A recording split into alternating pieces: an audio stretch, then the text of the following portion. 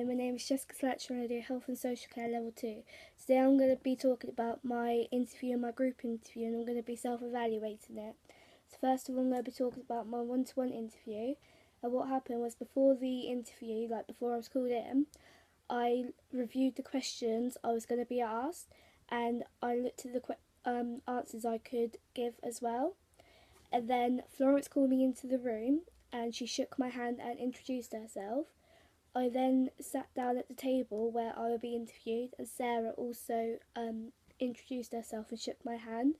I was then asked 6 different questions about Holly House Care Home, and I answered them. I thought what went well was that I felt like I gave the best answers I possibly could, and I felt more confident as the interview went on. And I thought what didn't go so well is that I felt like I didn't fully answer about Holly House Care Home as best as I could, and I thought this looked bad on me because it made it look like I wasn't prepared before I walked into the interview room.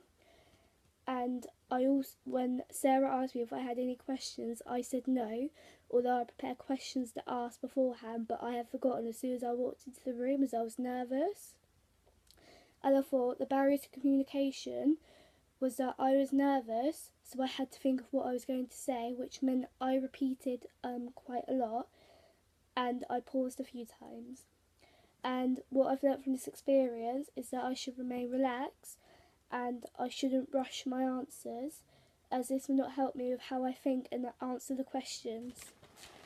And then from the group discussion, what happened was, after the last person had their interview, we was all called into the room, and then we went into groups of 3 to 4, and Sarah and Florence explained that the task was we had to choose 10 different people from a desert island that should survive out of 30.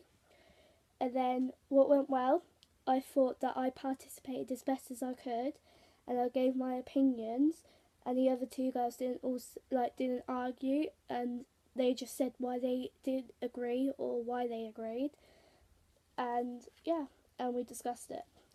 What didn't go so well is that I felt that at first I was shy and didn't feel comfortable with giving my ideas in case they didn't agree or disagree, and instead they argued with what I said. But as it progressed, it got easier, and I realised that I may not be right at all times, and I should always give my opinions. The barrier to communication, I thought that as I was nervous during the group discussion, I wouldn't be confident like I would be around friends and family, and I realised that I would talk fast at times so they couldn't understand me. What I've learnt from this experience is that I should remain calm so that I always contribute my opinions to the group discussion, whether they're right or wrong. Yeah, thank you.